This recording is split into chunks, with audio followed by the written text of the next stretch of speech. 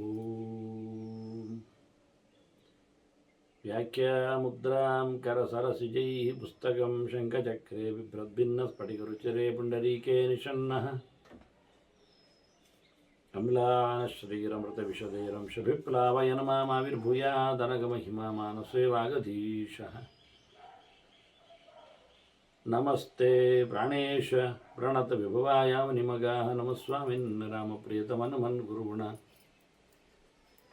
ನಮಸ್ತುಭ್ಯಂ ಭೀಮ ಪ್ರಬಲತಮ ಕೃಷ್ಣೇಷ್ಟ ಭಗವನ್ ನಮಃ ಶ್ರೀಮನ್ಮಧ್ವ ಪ್ರದಿಶ ಸುದರ್ಶನ್ನೋ ಜಯ ಜಯ ಶ್ರೀ ಗುರುಭ್ಯೋ ನಮಃ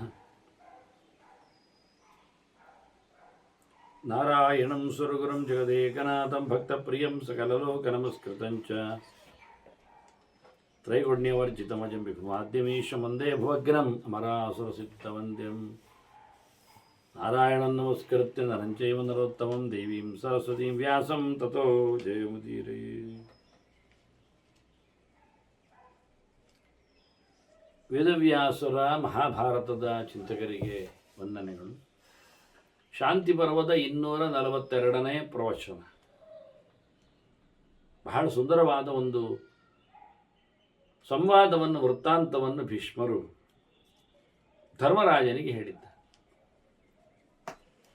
ಅಜಗರ ವ್ರತದ ಚಿಂತನೆಯದು.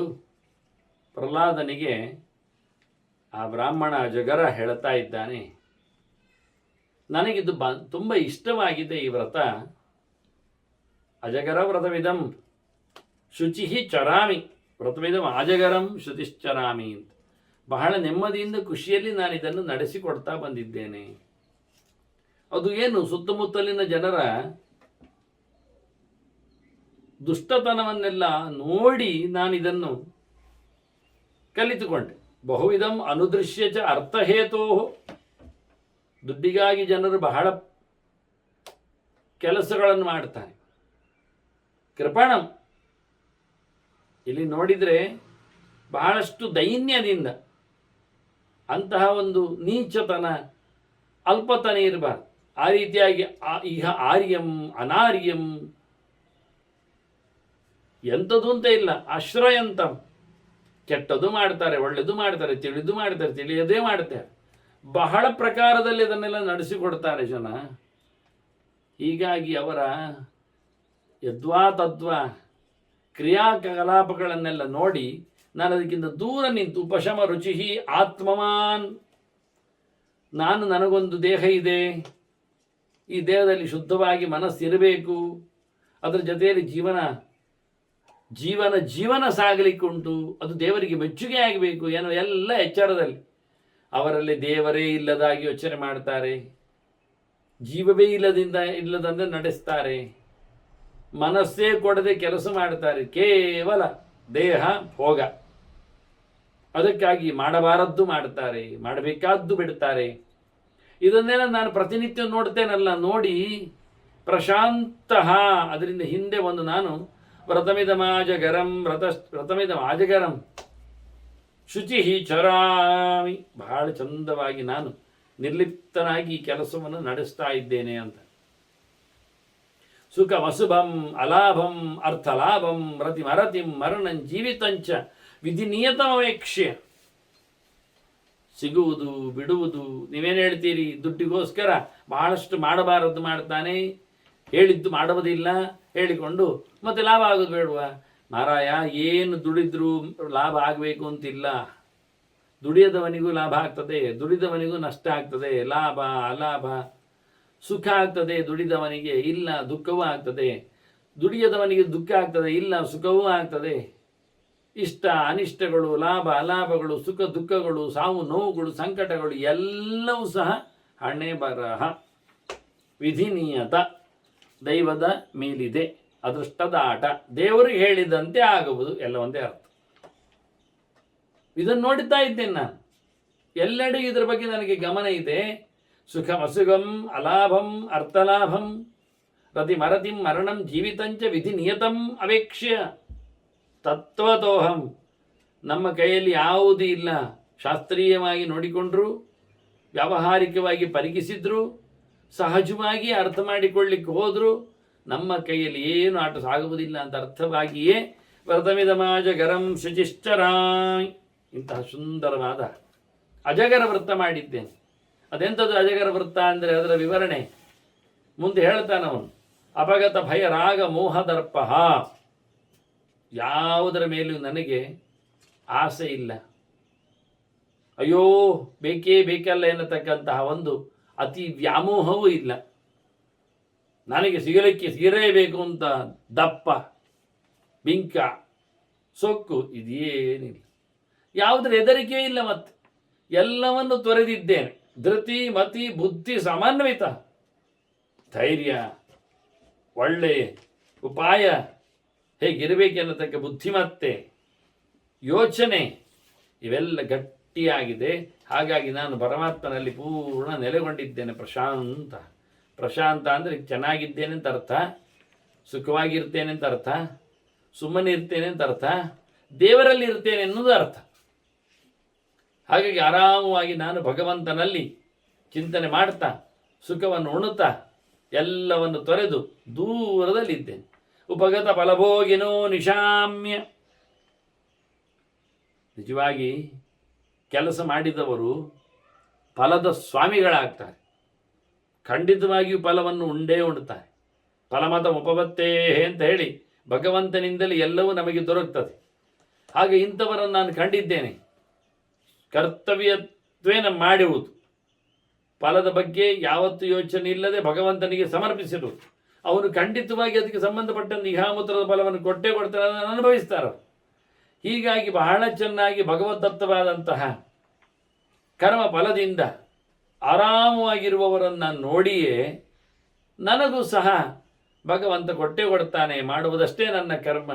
ಅದರ ಆಸೆಗಳು, ಅದರ ನಿಯತ್ತೆಗಳು, ಅದರ ಸಂಪರ್ಕಗಳು, ಕರ್ಮದ ಮೇಲಿನ ನಂಟು ಇದ್ಯಾವುದಿಡಬಾರದು ಅಂತ ಬಿಟ್ಟುಕೊಂಡು ನಾನು ವ್ರತಮಿದ ಅಜಗರಂ. ಅಜಗರ ಹೇಗೆ ತನ್ನ ಬಾಯಿಗೆ ಬಂದು ಬೀಳ್ತದೆ ಅದರ ಊಟ, ತಿರುಗಾಡ್ಲಿಕ್ಕೆ ಹೋಗುವುದಿಲ್ಲ ಹೆಬ್ಬಾವು. ಹಾಗೆ ಅಂತಾನೆ ಉಪಗತ ಫಲ ಭೋಗಿನಃ.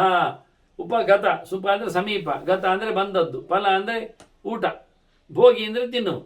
ಸಮೀಪ ಬಂದ ವಸ್ತುವಿನ ಅದಕ್ಕೆ ಇವತ್ತು ಏನು ತಿನ್ನಲಿಕ್ಕೆ ದೇವರು ಕೊಟ್ಟಿದ್ದಾರೆ ಫಲ, ಅದು ಫಲ ಅಂದರೆ ಹಣ್ಣೆ ಆಗಬೇಕಾಗಿಲ್ಲ.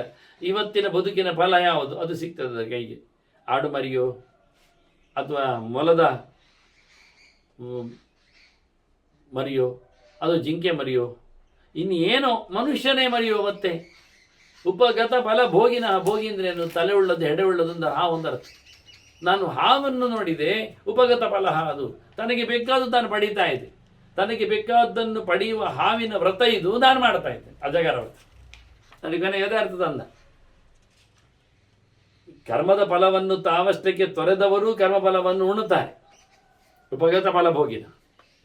ಅವರ ಇಷ್ಟಪಟ್ಟು ಮಾಡಿದ್ದಲ್ಲ, ಬರಬೇಕು ಅಂತ ಮಾಡಿದ್ದಲ್ಲ, ಮಾಮೂಲಿ ಬರ್ತಾತೆ. ಹಾಗೆ ನಾನು ಇದ್ದೇನೆ. ಈ ಹೆಬ್ಬಾವಿನ ಚರ್ಯೆ ನನ್ನದು. ಆರಾಮವಾಗಿದ್ದೇನೆ. ಸಿಕ್ಕಿದರೆ ಸಿಕ್ಕಿದ್ದು, ಸಿಕ್ಕಿದಂದು ಸಿಕ್ಕಿದ್ದು, ತಿಂದೆ, ಇದ್ದೆ ಯಾವುದಾದೀತು ಅಂತ. ಅನಿಯತ ಶಯನಾಸನ.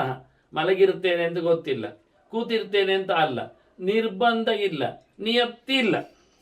ಹೇಗೋ ಕೆಲವೊಮ್ಮೆ ಮಲಗಿಕೊಂಡೇ ಇರ್ತೇನೆ. ಶಯಾನೇ ವಷ್ಣಾದಿ ವಿಭೂತಿ ಕಾದದಿ ಅವಮೇಹದಿಂದ ಹೇಳಿದಾಗೆ ಅಲ್ಲೇ ಒಂದಕ್ಕೆ ಎರಡಕ್ಕೆ ಮಾಡ್ತಾನೆ, ಅಲ್ಲಿಯೇ ತಿನ್ನಲಿಕ್ಕೂ ತಿಂತಾನೆ, ಅಲ್ಲಿಯೇ ಇರ್ತಾನೆ, ದೇವರ ಚಿಂತನೆ ಮಾಡ್ತಾ ಇರ್ತಾನೆ. ಕೆಲವೊಮ್ಮೆ ಕೂತೇ ಇರ್ತಾನೆ, ಮಲಗುವುದೇ ಇಲ್ಲ. ಕೆಲವು ಮಣ್ಣಿನಲ್ಲೇ ಕೂತ್ಕೊಳ್ತಾನೆ, ಕೆಲವೊಮ್ಮೆ ದಿಣ್ಣೆಯಲ್ಲಿ ಮಲಗ್ತಾನೆ, ಕೆಲವು ಊರಿನಲ್ಲಿ ಸಿಗ್ತಾನೆ, ಕೆಲವೊಮ್ಮೆ ಸಂತೆಯಲ್ಲಿ ಬಿದ್ದಿರ್ತಾನೆ. ಎಂಥದ್ದಿಲ್ಲ, ಅನಿಯತ. ಹೀಗೆ ಇಂಥದ್ದೆಲ್ಲ ಯಾವುದೇ ಇಲ್ಲ. ಯಾವುದೇ ಬಗೆಯ ಶಿಸ್ತು, ನಿಯಮ, ವ್ಯವಸ್ಥೆ ಇಲ್ಲದೆ ಇರುವುದೇ ಅಜಗರ ವೃತ್ತಿ. ಹೆಬ್ಬಾವು ಎಲ್ಲಿ ಇರ್ತದೆ ಹೇಳೋದು? ಕಾಡಿನಲ್ಲಿ ಇರ್ತದೆ, ತೋಡಿನಲ್ಲಿ ಇರ್ತದೆ, ಮರದಲ್ಲಿಯೂ ಜೋತಾಡ್ತದೆ, ಮಣ್ಣಿನಲ್ಲಿಯೂ ಸಿಗ್ತದೆ, ನೀರಿನಲ್ಲಿಯೂ ಬೀಳ್ತದೆ, ಗುಡ್ಡೆಯಲ್ಲಿಯೂ ಆಗ್ತದೆ. ಎಲ್ಲೆಂದರಲ್ಲಿ ಕಳ್ಳು ಮುಳ್ಳುಗಳ ದಾರಿಯಲ್ಲಿಯೂ ಅದು ಉಂಟು. ಇನ್ನೇನು ಹೇಳೋದು? ಅನಿಯತ್ತ ಶಯನಾಸನ. ಎಲ್ಲಿಯೋ ಬಿದ್ದುಕೊಂಡಿರ್ತದೆ, ಎಲ್ಲಿಯೋ ಸುತ್ತಿಕೊಂಡಿರ್ತದೆ. ಆ ನಮನೆ ಅಜಗರ ವ್ರತ ಅಂದರೆ ಹಾಗೆ. ಪ್ರಕೃತಿಯ ದಮ ನಿಯಮ ವ್ರತ ಸತ್ಯ ಶೌಚಯುಕ್ತ.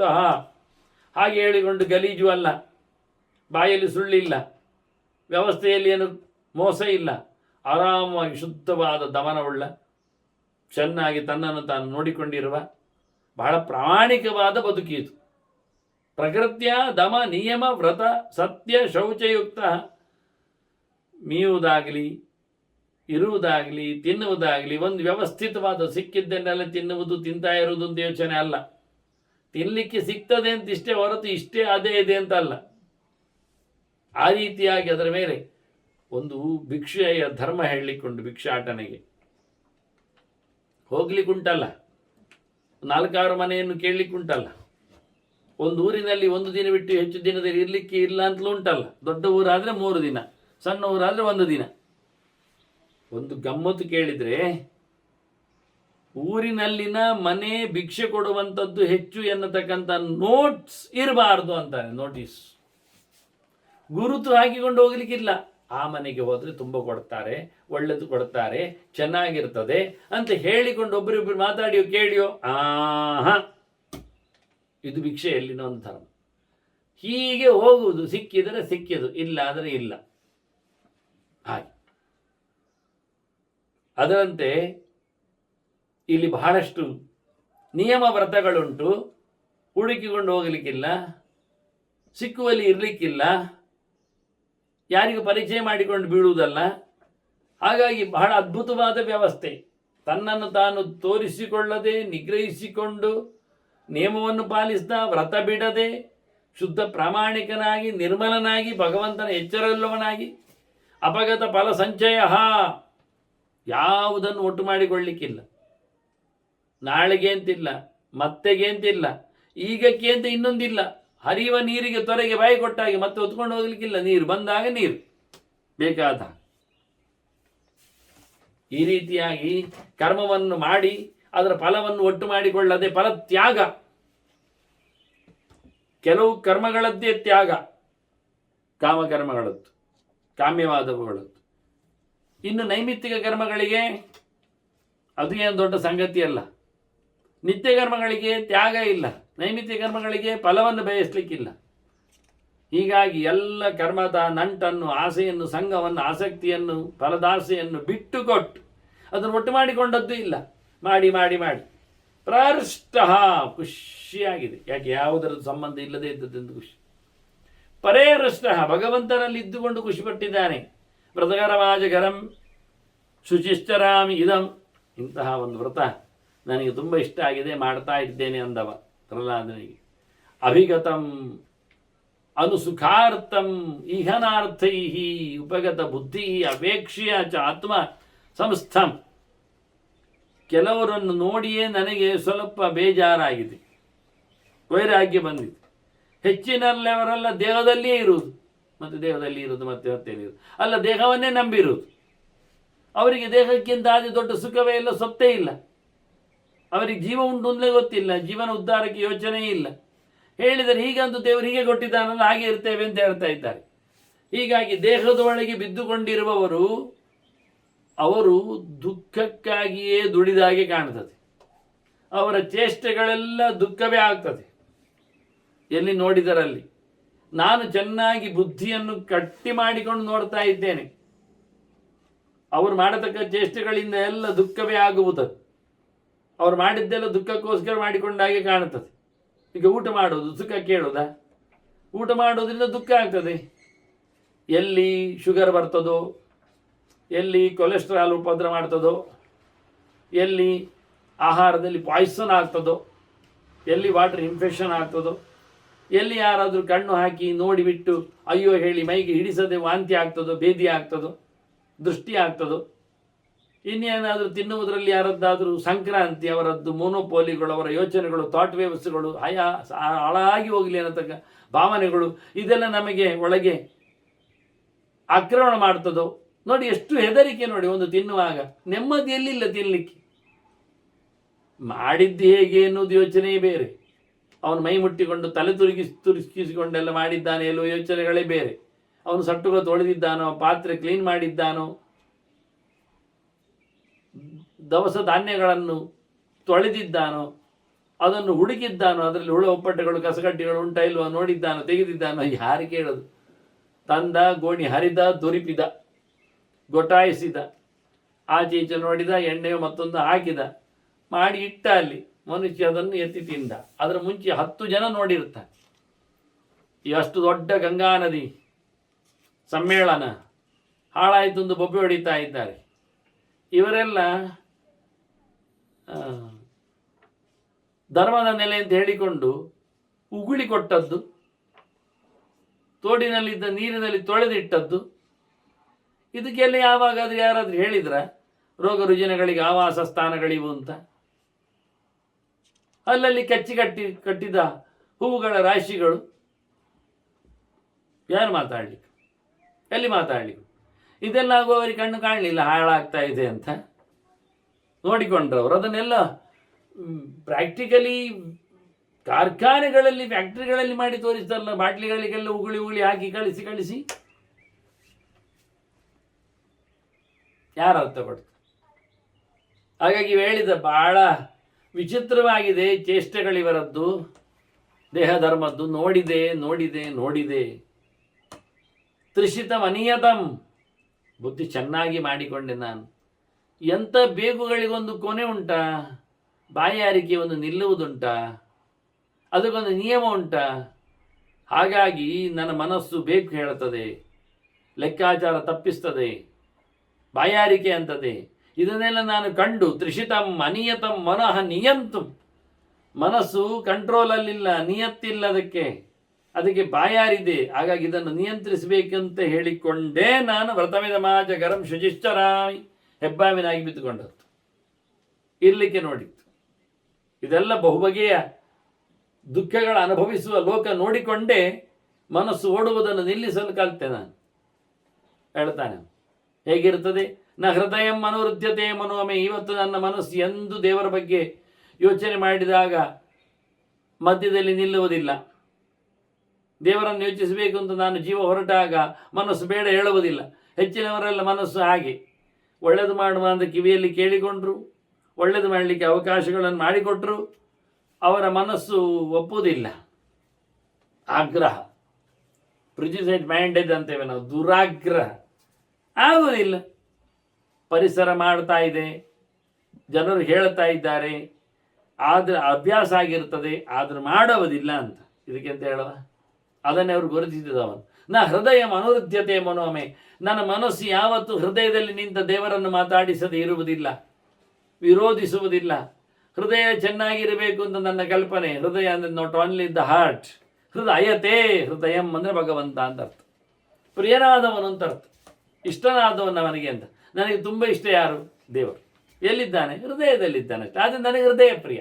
ಕಣ್ಣಿಗಿಂತ, ಕಾಲಿಗಿಂತ, ಕೈಕಾಲುಗಳಿಗಿಂತ ಹಾರ್ಟ್ ಅಟ್ಯಾಕ್ ಆಗದಂತೆ, ಅಪಘಾತ ನಡೆಯದಂತೆ ಅದನ್ನು ನಾವು ಯೋಚನೆ ಮಾಡ್ತೇವೆ, ಹಿಡ್ಕೊಳ್ತೇವೆ, ನೋಡ್ತೇವೆ. ಹಾಗೆ ಇಲ್ಲಿ ಹೇಳ್ತಾನೆ, ನಾ ಹೃದಯ ಮನೋವೃದ್ಧತೆ ಮನೋಮೆ. ನನ್ನ ಮನಸ್ಸು ಎಂದು ಹೃದಯಕ್ಕೆ ಘಾಸಿ ಮಾಡುವುದಿಲ್ಲ, ಎರಡು ಬಯಸುವುದಿಲ್ಲ, ಅಡ್ಡ ಬರುವುದಿಲ್ಲ ಅಂತ. ಅಷ್ಟು ಚೆನ್ನಾಗಿ ನಾನು ಮನಸ್ಸನ್ನು ದುಡಿಸಿಕೊಂಡಿದ್ದೇನೆ.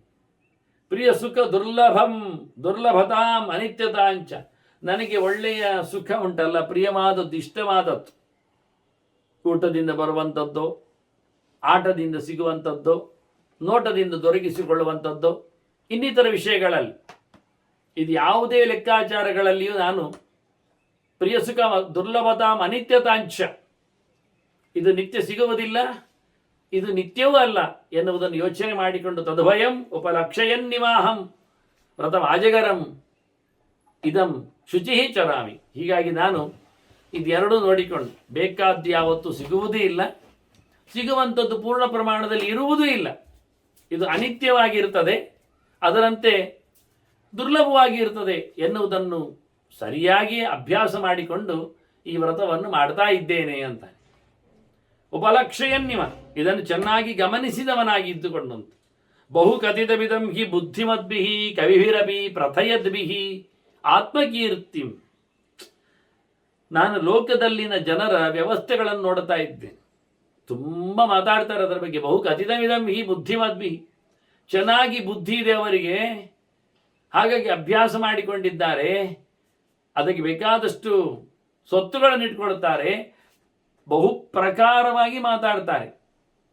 ಹೇಳುವವರು ಕವಿಗಳು ಬೇರೆ, ಅದರಲ್ಲಿಯೂ ಅವರಿಗೆ ತಲೆಯೂ ಗಟ್ಟಿದೆ, ಮಾತು ಗಟ್ಟಿದೆ, ಬಣ್ಣಿಸಲು ಬರ್ತದೆ, ಅದನ್ನು ಕಲ್ಪಿಸಲು ಬರ್ತದೆ.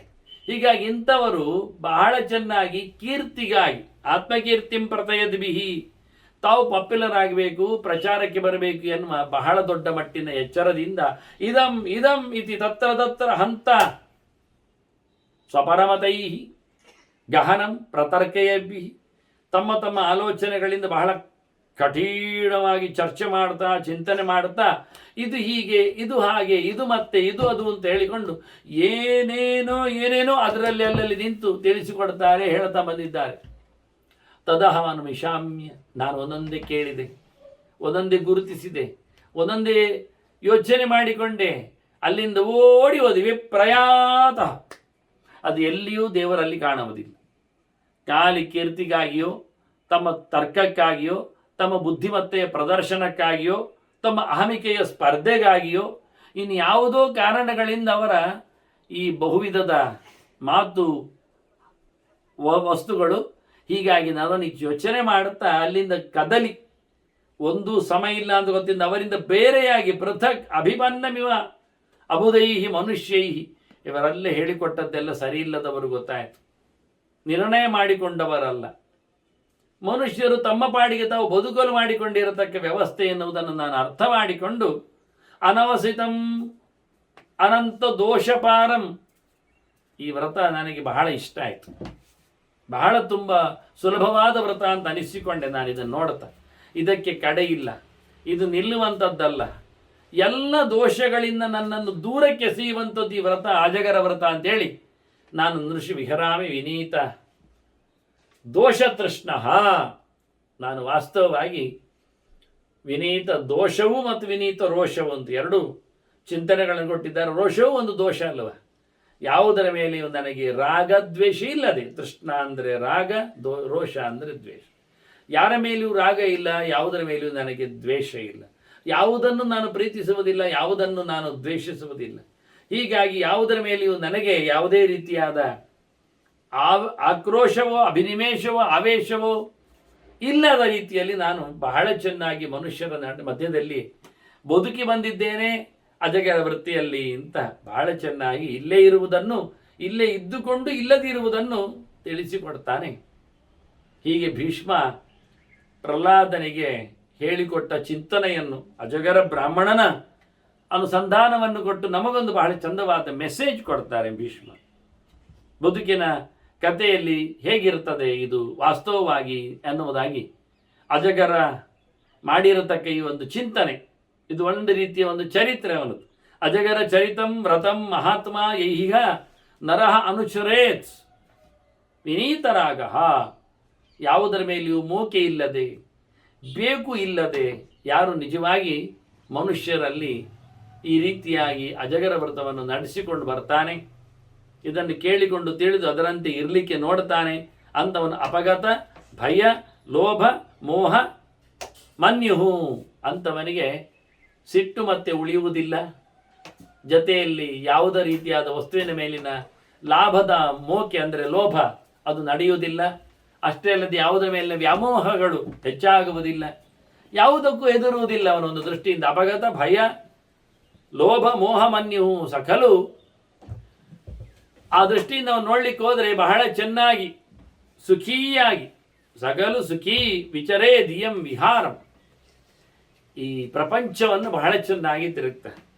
ವಾಸ್ತವವಾಗಿ ಭಗವಂತನಲ್ಲಿ ವಿಹಾರ ಅಂದರೆ ವಿ ಅಂದರೆ ವಿಷ್ಣು, ಭಗವಂತನಲ್ಲಿ ವಿಶೇಷವಾದಂತಹ ಸಂಚಾರವನ್ನು, ಅವನ ವಿಶೇಷವಾದ ವ್ಯಾಪಾರವನ್ನು ಆತ ಗಮನಿಸ್ತಾನೆ, ಗುರುತಿಸ್ತಾನೆ ಅಂತೇಳಿ ಅಜಗರ ವೃತ್ತ ಅಂತ ಒಂದು ಫಲಶ್ರುತಿಯನ್ನು ಮನುಷ್ಯನಿಗೆ ಭೀಷ್ಮರ ಧರ್ಮರಾಜನಿಗೆ ಹೇಳಿದ್ದಾನೆ. ಧರ್ಮರಾಜ ಮತ್ತು ಒಂದು ಪ್ರಶ್ನೆ ಕೇಳ್ತಾನೆ ಭೀಷ್ಮರ ಹತ್ರ, ಅಲ್ಲ ಯಾವುದು ನಿಜವಾಗಿ ಮನುಷ್ಯನಿಗೆ ಹೆಚ್ಚು ಸೂಕ್ತವಾದ ಸಂಗತಿ ಅಂತ, ಯಾವ ನೆಲೆಯಲ್ಲಿ ಅವನು ನಿಂತಾಗ ತನ್ನ ಚಿಂತನೆಯನ್ನು ಗಡ್ದು ಮಾಡಿಕೊಂಡಾನು. ಬಾಂಧವರು ಮುಖ್ಯವೋ ಅವನಿಗೆ, ಬಾಂಧವಾಹ ಕರ್ಮ, ಅವನ ಕೆಲಸ ಶ್ರೇಷ್ಠವನಿಗೆ, ಅಥವಾ ವಿತ್ತಂವ ದುಡ್ಡು ಬೇಕೇ, ಅಥವಾ ಪ್ರಜ್ಞಾವೇಹ ಪಿತಾಮಹ, ಅಥವಾ ಬುದ್ಧಿವಂತಿಕೆ ಚಿಂತನೆಯೇ ದೊಡ್ಡ ಸಂಗತಿಯೇ ಅಂತ ಕೇಳಲಿಕ್ಕೆ ಹೋದ ಒಂದು ದೃಷ್ಟಿಯಿಂದ. ಯಾವುದು ಆತೀತು, ಬಾಂಧವರು ದೊಡ್ಡವರೋ, ಕರ್ಮ ದೊಡ್ಡದೋ, ದುಡ್ಡು ದೊಡ್ಡದೋ, ತಲೆಯ ದೊಡ್ಡದು ಅಂದರೆ ಬುದ್ಧಿವಂತಿಕೆಯೇ ದೊಡ್ಡದು, ಚಿಂತನೆ ಒಳ್ಳೆಯ ಜ್ಞಾನ. ನರಸ್ಯ ಕಾ ಪ್ರತಿಷ್ಠಾ ಸ್ಯಾದ್, ಮನುಷ್ಯನನ್ನು ನೆಲೆಗೊಳಿಸುವಂಥದ್ದು ಮನುಷ್ಯನ ಪ್ರತಿಷ್ಠೆ ಅಂತೇವಲ್ಲ ನಾವು. ಪ್ರಿಸ್ಟೇಜ್, ಪ್ರತಿಷ್ಠೆ ಶಬ್ದದ ಯಾವುದರದ್ದು?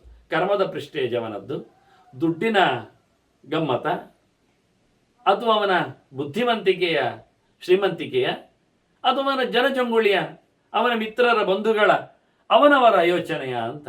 ಹೀಗೆ ಯಾವುದರಿಂದ ಮನುಷ್ಯ ದೊಡ್ಡವನಾಗಿ ಕಾಣುತ್ತಾನೆ? ಮನುಷ್ಯನ ಇರವು, ಅಸ್ತಿತ್ವ, ಅವನ ಪ್ರತಿಷ್ಠೆ, ಅವನ ಹಮ್ಮು, ಅವನ ಬಿಮ್ಮು, ಅವನ ಹರವು, ಅವನ ವೈಶಾಲ್ಯ, ಒಂದು ದೃಷ್ಟಿಯಿಂದ ಕೀರ್ತಿ, ಕಾಮನ್, ಇವೆಲ್ಲ ಯಾವುದರಿಂದಾಗಿ ಹೆಚ್ಚು ಪಸರಿಸ್ತದೆ? ಯಾವುದು ಗಟ್ಟಿ ಅನಿಸ್ತದೆ? ಯಾವುದು ನಿಜವಾದ ವ್ಯವಸ್ಥೆ ಆಗಿದೆ ಅನ್ನೋ ಬಹಳ ಸುಂದರವಾದ ಒಂದು ಪ್ರಶ್ನೆಯನ್ನು ಕೇಳಿದ. ನಮಗೆ ಅರ್ಥ ಆಗ್ತದೆ. ಜನಜಂಗುಳಿ ಇದ್ರೂ ಪ್ರಯೋಜನ ಆಗುವುದಿಲ್ಲ, ಎತ್ತಿಕೊಂಡು ಮೆರವಣಿಗೆ ಮಾಡ್ತಾರೆ, ಒಂದಿನ ಹೊತ್ತು ಹಾಕ್ತಾರೆ ಅಂತ. ದುಡ್ಡು ಒಂದು ಉಸಿರು ತಗೊಳ್ಳಿಕ್ಕೂ ನಮಗೆ ಬೇಕಾದಾಗ ಬರುವುದಿಲ್ಲ, ಗೊತ್ತು ನಮಗೆ. ನಮ್ಮ ಕರ್ಮ ಅದು ನಮ್ಮೊಟ್ಟಿಗೆ. ಕರ್ಮಾನುಗೋ ಗಚ್ಚತಿ ಜೀವ ಏಕಃ ಅಂತ ಸಾಯುವ ಹೊತ್ತಿನಲ್ಲಿ ಮಾಡಿದ್ದೇನು ಬರುವುದಿಲ್ಲ, ಅದರ ಪುಣ್ಯ ಪಾಪಗಳದ್ದೇನು ಮುಂದುವರಿತದೆ ನೋಡಿಕೊಳ್ತಾನೆ. ಆದ್ದರಿಂದ ಇನ್ನೊಂದು ಜನ್ಮದಲ್ಲಿ ಹೊತ್ತುಕೊಂಡು ಹೋಗುವ ಸಾಧನೆ ಅಂದಾಗ ನಮಗೆ ಅರ್ಥ ಆಯಿತು, ಅದು ಜ್ಞಾನ ಸಾಧನೆ ಎನ್ನುವುದು ಉಳಿದದ್ದು ನೋಡಿಕೊಂಡಾಗ. ಬಾಂಧವ ಎಲ್ಲಿ ಇರ್ತಾರೆ ಅವರು? ಎಂಥದ್ದು ಸ್ಮಶಾನೆ ಅಂತ ಹೇಳ್ತಾರೆ, ಆಯಿನವರೆಗೆ ಬರ್ತಾರೆ. ಮತ್ತೆ ಒಟ್ಟಿಗೆ ಹೋಗುವಾಗ ಅವನೊಟ್ಟಿಗೆ ಕರ್ಮವೇ ಬರ್ತದೆ, ಮತ್ತೆ ಯಾವುದು ಬರುವುದಿಲ್ಲ. ದುಡ್ಡು ಅದು ಬ್ಯಾಂಕಲ್ಲೇ ಇರ್ತದೆ, ಸ್ಮಶಾನಕ್ಕೂ ಬರುವುದಿಲ್ಲ ಅಂತ ನಮಗೊತ್ತು. ಅಥವಾ ಅದನ್ನು ಯಾರಾದರೂ ಆಸ್ಪತ್ರೆಯವರು ಕೊಳ್ಳೆ ಹೊಡೆದಿರುತ್ತಾರೆ. ಭೀಷ್ಮರು ಹೇಳ್ತಾರೆ, ಅಯ್ಯ ಕೇಳುವುದೇ ಬೇಡ, ಪ್ರಜ್ಞಾ ಪ್ರತಿಷ್ಠಾ ಭೂತಾನ ಪ್ರಜ್ಞಾ ಲಾಭ ಪರೋಮತಃ ಪ್ರಜ್ಞಾ ನಿಶ್ರೇಯಸಿ ಲೋಕೆ ಪ್ರಜ್ಞಾ ಸ್ವರ್ಗ ಮತಃ ಸ್ವತಃ. ಸಜ್ಜನ ಲೆಕ್ಕಾಚಾರದಲ್ಲಿ ಪ್ರಜ್ಞೆಯೇ ಸ್ವರ್ಗ ಅಲ್ವಾ? ಪ್ರಜ್ಞೆಯೇ ದೊಡ್ಡ ಲಾಭ ಅಲ್ವಾ? ಆತ್ಯಂತಿಕ ಶ್ರೇಯಸ್ಸು ಪ್ರಜ್ಞೆಯಿಂದಲೇ ಆಗುವಂಥದ್ದಲ್ಲ, ಪ್ರಜ್ಞೆಯೇ ಪ್ರಧಾನ ಅಲ್ವಾ ಕೇಳ್ತಾನೆ. ಅದಕ್ಕಿಂತ ಏನು ಮುಖ್ಯ ವಿಶೇಷ ಇದೆ? ಮತ್ತೆ ಲೋಕದ ಜನರಿಗೆ ಪ್ರಜ್ಞೆಯೇ ಪ್ರತಿಷ್ಠ, ಜ್ಞಾನಿ ಅನ್ನುವುದೇ ಹೆಗ್ಗಳಿಕೆ, ಆಯ್ತಾ? ಜ್ಞಾನಿ ಎನ್ನುವುದೇ ದೊಡ್ಡ ಲಾಭ, ಅದೇ ಸಿಗುವುದು ಕಷ್ಟ. ಅದಕ್ಕಿಂತ ಮಿಗಿಲಾದದ್ದೇನು? ಜ್ಞಾನದಿಂದಲೇ ಆತ್ಯಂತಿಕ ಶ್ರೇಯಸ್ಸು, ಆನಂದ, ಮೋಕ್ಷ ಪ್ರಾಪ್ತಿ. ಜ್ಞಾನದಿಂದ ಎಲ್ಲ ಸಿಗುವಾಗ ಇನ್ನು ದುಡ್ಡಿನಿಂದ ಸಿಗುತ್ತಾ? ಬಾಂಧವರು ತಲುಪಿಸ್ತಾರ? ಕರ್ಮ ಸಾಬೀತು ಮಾಡ್ತದ? ಇಲ್ಲ ಅಂತ. ಕರ್ಮದಿಂದ ಜ್ಞಾನ ಸಂಪಾದನೆ ಮಾಡಲಿಕ್ಕೆ ಆಗ್ತದೆ. ಕರ್ಮಣ ಜ್ಞಾನ ಮಾತನೋದಿಂದ ಜ್ಞಾನವೇ ಪ್ರಧಾನವಾಗಿರ್ತದೆ. ಜ್ಞಾನಾಗ್ನಿ ಸರ್ವಕರ್ಮಾಣಿ ಭಸ್ಮಸಾತ್ ಕುರುತೆ ಅರ್ಜುನ ಅಂತ ಕೃಷ್ಣ ಹೇಳುವಾಗ ಜ್ಞಾನವನ್ನೇ ಅತ್ಯಂತ ಎತ್ತರದಲ್ಲಿ ಕೋರಿಸಿ ದ್ರವ್ಯಯಜ್ಞ, ತಪೋಯಜ್ಞ, ಯೋಗಯಜ್ಞ ಹೇಳುತ್ತಾ ಅನೇಕ ಸಾಧನೆಗಳಲ್ಲಿ ಶ್ರೇಯಾನ್ ದ್ರವ್ಯಮಯಾದಿಜ್ಞ ಜ್ಞಾನಯಜ್ಞ ಅಂತ ಅಂದ ಭೀಷ್ಮರು ಹೇಳುವಾಗ ಅದ್ಭುತವಾಗಿ ಪ್ರಜ್ಞಾಕ್ಕೆ ಬಹಳ ದೊಡ್ಡವಾದ ಪ್ರಜ್ಞಾವಂತ ಜ್ಞಾನವಾನ್ ಮಾಂ ಪ್ರಪದ್ಯತೆ ಎಂದು ಕೃಷ್ಣ ಹೇಳ್ತಾನೆ. ಜ್ಞಾನೀತು ಆತ್ಮವಿಮೇ ಮತಮ್ಮಂತ, ನನಗೆ ತಿಳಿದವ, ನನಗೆ ತುಂಬ ಇಷ್ಟ, ನಾನು ಅಂತ ಹೇಳ್ತೇನೆ ಅವನನ್ನು ಹೇಳುವಾಗ ಅಂತ. ಅಷ್ಟು ಆತ್ಮೀಯವಾದಂತಹ ಸ್ಥಾನವನ್ನು ಕೊಟ್ಟಿದ್ದ. ಅದನ್ನು ಬಹಳ ಸ್ಪಷ್ಟವಾಗಿ ಭೀಷ್ಮರು ಹೇಳುತ್ತಾರೆ, ಪ್ರಜ್ಞೆಯ ಪ್ರಾಪಿತಾರ್ಥೋ ಹಿ. ನಿಜವಾಗಿ ಏನು ಪಡಿಬೇಕಾಗಿದ್ರು ಅಲ್ಲೇ ಸಿಗುತ್ತಲ್ಲ ಅಂತ. ಏನು ಬೇಕು ನಿನಗೆ ಕೇಳುತ್ತೆ. ಏನು ಪಡಿಲಿಕ್ಕಿದ್ರು ಪ್ರಜ್ಞೆಯಿಂದ ಪಡಿಲಿಕ್ಕೆ ಆಗ್ತದಲ್ಲ. ನೋಡಿ, ಬಲಿ ಐಶ್ವರ್ಯವನ್ನು ಪಡೆದ. ಬಲಿಹಿ ಐಶ್ವರ್ಯ ಸಂಕ್ಷಯೇ, ಎಲ್ಲ ತನ್ನ ಐಶ್ವರ್ಯವನ್ನು ಕಳ್ಕೊಂಡ ಬಲಿ. ಆದರೆ ಅವನು ತನ್ನ ಧೀಮಂತಿಕೆಯಿಂದಲೇ, ಭಗವದ್ ಎಚ್ಚರದಿಂದಲೇ ಮತ್ತೆ ಪಡ್ಕೊಂಡದ್ದು. ಅವನನ್ನು ಮಾತ್ರ ಏನು, ಪ್ರಹ್ಲಾದನು ಎಲ್ಲ ನಾಶ, ಸರ್ವನಾಶಕ್ಕೆ ಅವನನ್ನು ದೂಡಿದ್ದಾರೆ. ಆದರೆ ದೇವರು ಸಿಕ್ಕಿದ್ದಾನೆ. ಏನಾಗಲಿ. ನಮುಚಿಹಿ ಬೇಕಾದರೆ ಅವನ ಬಗ್ಗೆ ಹೇಳುತ್ತಾರೆ. ಮಂಕಿಹಿ, ಈಗ ತಾನೇ ನಾವು ಕತೆ ಕೇಳಿಕೊಂಡೆವು. ಅವನು ಒಳ್ಳೆ ಖರ್ಚು ಮಾಡಿದ, ದುಡ್ಡು ಖರ್ಚು ಮಾಡಿದ್ದಲ್ಲ, ಮಂಡೆ ಖರ್ಚು ಮಾಡಿದ, ಆರಾಮವಾಗಿ ಬದುಕಿ. ಆದ್ದರಿಂದ ತಸ್ಯಾಹ ಕಿಂ ವಿದ್ಯತೆ ಪರಂ, ಪ್ರಜ್ಞೆಗಿಂತ ಮಿಗಿಲಾದ ಸಂಗತಿ ಯಾವುದುಂಟು ಕೇಳ್ತಾನೆ. ಎಲ್ಲ ವಸ್ತುಗಳನ್ನು ತಂದುಕೊಡುವಂಥದ್ದು ಪ್ರಜ್ಞೆಯೇ. ಎಲ್ಲ ವಿಷಯಗಳ ಲಾಭ ಪ್ರಾಪ್ತಿ ಭಗವಂತನ ವಿಶೇಷವಾದಂತಹ ಜ್ಞಾನವೇ ಭಗವಂತನ ಪ್ರಾಪ್ತಿಗೆ ಕಾರಣ ಆಗ್ತದೆ. ಅತ್ಯಂತ ಎತ್ತರದ ಸಂಗತಿ. ಇದಕ್ಕೊಂದು ಮಾತು ಹೇಳಿ ನಿನಗೆ, ಕತೆ ತಿಳಿಸಿಕೊಡ್ಲಿಯಾ ಅಂತಾರೆ. ಇಂದ್ರ ಮಾತಾಡಿದ ಸುದ್ದಿ. ಒಬ್ಬ ಕಾಶ್ಯಪ ಬ್ರಾಹ್ಮಣನ ಹತ್ತಿರ, ಋಷಿಕುಮಾರನ ಹತ್ತಿರ ಇಂದ್ರನಿಗೆ ಸಿಕ್ಕಿದ ಚಿಂತನೆಯ ಕತೆ ಹೇಳ್ತೇನೆ ಕೇಳೊಮ್ಮೆ. ಆ ಹುಡುಗ ಹೋಗ್ತಾ ಇರುವಾಗ ಒಬ್ಬ ವೈಶ್ಯ ಜಾತಿಯವ, ಅವನು ರಥದಲ್ಲಿ ಧಿಮಾಕಿನಲ್ಲಿ ಬರ್ತಿದ್ದ.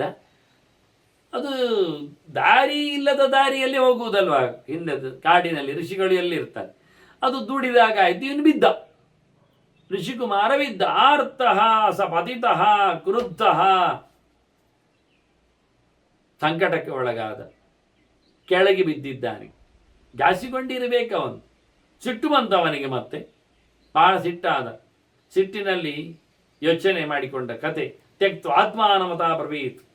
ತನ್ನನ್ನೇ ತಾನು ಹಳಿದುಕೊಂಡ.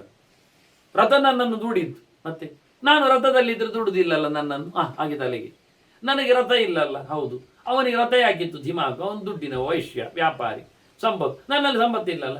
ನಾನು ಬಡವನಾಗಿ ನಡ್ಕೊಂಡು ಹೋಗ್ಲಿಕ್ಕೆ ಹೋಗಿ ರಥದಾಗಿ ನಾನು ಕೆಳಗೆ ಬಿದ್ದೆ. ಈಗ ರಥದ ತಪ್ಪಲ್ಲ, ವೈಶ್ಯನ ತಪ್ಪಲ್ಲ, ತನ್ನ ತಪ್ಪು ಅಂತ ಹೇಳಿಕೊಂಡ. ನಾನು ರಥದಲ್ಲಿ ಇಲ್ಲಲ್ಲ, ನನಗೆ ಈ ಶ್ರೀಮಂತಿಗೆ ಇಲ್ಲಲ್ಲ, ನಾನು ಬಡವನಿದ್ದೇನಲ್ಲ. ಹೇಸಿಗೆ ಯಾರು? ನಾನು ಅವ ಅಲ್ಲ. ತನ್ನನ್ನೇ ತಾನು ಅಳಿದುಕೊಂಡು ಈ ರೀತಿಯಾಗಿ ಯೋಚನೆ ಮಾಡಲಿಕ್ಕೆ ಬರ್ತದೆ ಅನ್ನೋದು ಖುಷಿ ಅಲ್ವಾ? ಲಾಯ್ಕ್ ಉಂಟಿದ್ದು. ಹೀಗೆ ಒಂದು ಯೋಚನೆ ಮಾಡಿಕೊಂಡ. ನನಗೆ ರಥ ಇಲ್ಲ. ಮನುಷ್ಯನಿಗೆ ಬೇಗ ಸಂಕಟ ಬರಬೇಕಾದ್ರೆ ಅವನಲ್ಲಿ ಇಲ್ಲ ಯಾವುದು ಎನ್ನುವುದನ್ನು ಗಟ್ಟಿ ಮಾಡಿಕೊಡ್ಬೇಕು. ಅದನ್ನು 100 ಸರ್ತಿ ಹೇಳ್ಬೇಕು. ನಿಜವಾಗಿ ಇದ್ದವರನ್ನು ನೋಡಿ ಖುಷಿ ಪಡುವುದಲ್ಲ, ಇಲ್ಲದನ್ನು ನೋಡಿ ಖುಷಿ ಪಡುವುದು. ನನಗೆ ಕಾರ್ ಇಲ್ಲ, ನನಗೆ ಮನೆಯ ಅಂತಸ್ತು ಇಲ್ಲ, ಉಪ್ಪರಿಗೆ ಮನೆ ಇಲ್ಲ. ಮನೆ ಉಂಟು, ಉಪ್ಪರಿಗೆ ಮನೆ ಇಲ್ಲ. ನನಗೆ ವಾಹನ ಇಲ್ಲ. ಅಲ್ಲಿ ವಾಹನ ಇದ್ದವರೆಲ್ಲ ಆಕ್ಸಿಡೆಂಟ್ ಆಗಿ ಕೈಕಾಲು ಮುರಿದುಕೊಂಡಿದ್ದಾರೆ, ಆದರೆ ಇವನಿಗೆ ವಾಹನ ಇಲ್ಲ. ಅದೇ ತಲೆ. ಹಾಗಾಗಿ ಮನುಷ್ಯ ಇಲ್ಲದನ್ನು ಯೋಚನೆ ಮಾಡಿ ಅಳ್ಳಿಕ್ಕೆ ಸುಮಾರು ಬರ್ತದೆ ಒಂದು ಲೆಕ್ಕಾಚಾರದಲ್ಲಿ. ಇವೇನು ಮಾಡಿದೆ ಹೇಳಿಕೊಂಡು, ಮರಿಷ್ಯಾಮಿ, ನಾನು ಸಾಯ್ತೇನೆ. ಹೇಗೆ? ಅದನಸ್ಯೇಹ ಜೀವಿತಾರ್ಥ ನ ವಿದ್ಯತೆ. ದುಡ್ಡಿಲ್ಲದವ ಬದುಕಿ ವ್ಯರ್ಥ ಅಂದ. ನಾನು ಬಡವ, ಬದುಕಬಾರ. ನೋಡಿ, ಒಂದು ರಥ ತಾಗಿ ವಾಹನ ತಾಗಿ ಹೋಗುವುದು ಅಂದ್ರೆ ಏನರ್ಥ? ನನ್ನ ಹತ್ರ ವಾಹನ ಇಲ್ಲದಿದ್ದಕ್ಕಲ್ಲ. ಹಾಗಾಗಿ ನಾನು ಅತ್ಯಂತ ಕಳಪೆಯವ, ನಾನು ಬಡವ ಇದ್ದೇನೆ, ನಾನು ಸಾಯ್ಬೇಕು ಅಂದು ಯೋಚನೆ ಮಾಡಿಕೊಂಡ. ಹಾಗೆ ಅವನು ಡಿಸ್ಪ್ರೆಸ್ಸಿಗೆ ಹೋದಾಗ, ಸಾಯುವ ಮನಸ್ಸಿಗೆ ಬಂದಾಗ, ಆತ್ಮಹತ್ಯೆಗೆ ನಿಂತಾಗ ಇಂದ್ರ ಬಂದ ಎದುರಿಗೆ. ಹೇಗೆ ಬಂದ? ಇಂದ್ರ ಶೃಗಾಲ ರೂಪೇಣ ಅಂತಾರೆ. ಬಭಾಷೆ ಕ್ಷುಬ್ಧ ಮಾನಸಂ, ಮಂಡೆ ಹಾಳು ಮಾಡಿಕೊಂಡಿದ್ದಾನಲ್ಲ, ಅದರಿಂದ ನರಿಯಾಗಿ ಬಂದಿದ್ದಾನೆ ಇಂದ್ರ. ಇಂದ್ರ ನರಿಯಾಗಿ ಹತ್ತಿರ ಬಂದು ಕೇಳುತ್ತಾನೆ, ಎಂತ ಮಾರಾಯ ಮಂಡೆ ಬಿಸಿಯಾ ಅಂತ ಕೇಳುತ್ತಾನೆ. ನೋಡಿ, ಮೊದಲೇ ಸಾಯಲಿಕ್ಕೆ ಹೊರಟಿದ್ದಾನೆ. ಪ್ರಕ್ಷುಬ್ಧ ವಾತಾವರಣವನದ್ದು, ಗಾಸಿಕೊಂಡಿದ್ದಾನೆ, ಬಿದ್ದಿದ್ದಾನೆ. ಯಾರು ಕಾಡಿನಲ್ಲಿ ನೋಡ್ಲಿಲ್ಲ ಅನ್ನೋದು ವಿಷಯ ಬೇರೆ, ಆದರೆ ಅವನಿಗೆ ಅಳುಕಾಗಿದೆ. ಈಗ ರಥ ದೂಡಿ ಬಿದ್ದವ ನಾನು, ಬಡವನಿದ್ದೇನೆ ನಾನು, ಹಾಗಾಗಿ ಆದದ್ದು ಅಂತ ತುಂಬ ಇಂಪೀರಿಯಲ್ ಕಾಂಪ್ಲಿಸಿಟಿ ಇದೆ. ತುಂಬ ಜನರಿಗೆ ಉಂಟಿದೆ ಅಲ್ಲ. ಇವ ಹೇಳುತ್ತಾನೆ, ಅಲ್ಲ, ತುಂಬ ಜನರಿದ್ದಾರೆ, ಜಾತಿಗಳಿದ್ದಾವೆ ಲೋಕದಲ್ಲಿ, ಜೀವಜಾತಿಗಳು. ಅದರಲ್ಲಿ ಮನುಷ್ಯ ಎನ್ನುವುದೊಂದು ಬಾರಿ ಗಮ್ಮತ್ತಲ್ಲ ಅಂದ. ಈ ನರಿ ಹೇಳುದು, ನರಿಗೆ ಬಾರಿ ಗಮ್ಮತ್ತು, ಸೋಜಿಗ ಅಲ್ಲ. ಮನುಷ್ಯ ಅದು ಎಂಥದ್ದು? ಅದು ಹೊಸತು, ಎಲ್ಲ ಕಡೆ ಇಲ್ಲ. ಎಲ್ಲ ಪ್ರಾಣಿಗಳಲ್ಲಿ ಒಂದು ವಿಶಿಷ್ಟವಾದ ಜಾತಿ ಅಂದರೆ ಅದು ಮನುಷ್ಯ ಜಾತಿ. ಮನುಷ್ಯತ್ವೇಚ ವಿಪ್ರತ್ವಂ. ಅದರಲ್ಲಿಯೂ ಬ್ರಾಹ್ಮಣನಾಗಿ ಬರುವುದುಂಟಲ್ಲ, ಅಯ್ಯವ, ಸಂಸ್ಕಾರವಂತನಾಗಿ ವೇದ ಇತ್ಯಾದಿಗಳ ಚಿಂತನೆಯಲ್ಲಿ ಅವನಿಗೆ ಸಾಮ್ರಾಜ್ಯ ಇರಲಾಗಿ, ಅಂದರೆ ತಲೆ ಖರ್ಚು ಮಾಡುವ ಧೀಮಂತವಾದ ವ್ಯಕ್ತಿತ್ವವುಳ್ಳ ಒಂದು ಜಾತಿಯಲ್ಲಿ ಬರುವುದು ಅಂದರೆ ಅದನ್ನು ಸರ್ವಯೇವ ಅಭಿನಂದತಿ, ಎಲ್ಲರೂ ಇಷ್ಟಪಡ್ತಾರೆ. ಒಬ್ಬರು ಇತ್ತೀಚೆಗೆ ರಿಟೈರ್ಡ್ ಆದ ಕುಲಪತಿಗಳು ವಿಶ್ವವಿದ್ಯಾಲಯದವರು ಹೇಳಿಕೊಂಡಿದ್ದಾರೆ, ನಾನು ಇನ್ನೊಮ್ಮೆ ಜನ್ಮ ಪಡೆಯುವುದಾಗಿದ್ದರೆ ನಾನೊಬ್ಬ ಒಳ್ಳೆಯ ಸಂಸ್ಕೃತಜ್ಞನಾಗಿ, ಅದರಲ್ಲಿಯೂ ಜಗತ್ತು ಉಂಟು, ದೇವರಿದ್ದಾನೆ ಅನ್ನುವ ಎಚ್ಚರದಲ್ಲಿ ಬದುಕುವ ಸಿದ್ಧಾಂತದ ಚಿಂತಕನಾಗಿ ನಾನು ಬರಬೇಕು ಅಂತ ಅವರು ಹೇಳಿದ ಮಾತಿತ್ತು. ಎಷ್ಟು ಅದ್ಭುತವಾಗಿದೆ ಅವರ ಚಿಂತನೆ ಅಂದರೆ, ಬಹಳ ಖುಷಿಯಾಗಿತ್ತು. ಅದರಿಂದ ಇದು ಕೇಳುತ್ತದೆ, ಮನುಷ್ಯನಾಗಿ ಹುಟ್ಟುವುದು, ಅದರಲ್ಲಿ ಸಂಸ್ಕಾರವಂತನಾಗುವುದು ಅಂದರೆ ದೊಡ್ಡ ಸಂಗತಿ ಅಲ್ವ. ಅಲ್ಲಿ ಸಹ ನೀನು ಶ್ರೋತ್ರಿಯ, ಓದಿಕೊಂಡವ, ಓದಿದಿ ಬೇರೆ. ಹಾಗಿರುವಾಗ ಸುದುರ್ಲಭಮಿವ, ಇದು ಭಾರಿ ಕಷ್ಟ, ಇದು ಸಿಗುವುದಿಲ್ಲ. ಇಂಥ ಸುದುರ್ಲಭಂ ಅವಾಪ್ಯೈತತ್, ಇಷ್ಟು ದೊಡ್ಡವಾದ ವಿಷಯವನ್ನು ಯೋಚನೆ ಮಾಡಿಕೊಂಡು ಪಡೆದು ಅಧ್ಯಯನ ಮಾಡುವ ಯೋಗ್ಯತೆ ಉಳ್ಳ ದೇಹ, ಜಾತಿ, ಜನ್ಮ, ವ್ಯವಸ್ಥೆ, ವಾತಾವರಣ, ಪ್ರಕಲ್ಪನೆ ಎಲ್ಲ ಇದ್ದುಕೊಂಡು ನೀನು ನದೋಷಾತ್ ಮರ್ತುಮರಾಸಿ, ಸುಮ್ಮನೆ ಸಣ್ಣತನದಿಂದ ಬಹಳ ಚೀಪಾಗಿ ನಿನ್ನನ್ನು ನೀನೇ ಹಳಿದುಕೊಂಡು ಯಾವುದೋ ಒಂದು ಪಕ್ಕದವ ರಥದಲ್ಲಿ ಹೋಗುವಾಗ ತಾಗಿಕೊಂಡ ಎನ್ನತಕ್ಕ ಕ್ಷುಲ್ಲಕ ಕಾರಣಕ್ಕಾಗಿ ಸಾಯುವುದು ಅರ್ಥ ಕಾಣುವುದಿಲ್ಲ ಅಂದೆ. ನನಗೊತ್ತು, ಸರ್ವೇ ಲಾಭ ಅಭಿಮಾನ, ಸಿಗಬೇಕು ಅಂದರೆ ಪಕ್ಕ ಸಿಗುವುದಿಲ್ಲ. ಕೈಕಾಲು ದಂಡಿಸಿಕೊಳ್ಳಬೇಕು, ಬೂಟಾಟಿಗೆ ಬಿಡಬೇಕು, ಕೆಲವೆಲ್ಲ ಆಗಬೇಕು, ಆಗ ಮಾತ್ರವೇ ಆಗುವಂಥದ್ದು. ಎಲ್ಲದರ ಮೇಲೂ ಎಲ್ಲರಿಗೂ ಅಭಿಮಾನ ಉಂಟೇ ಉಂಟು.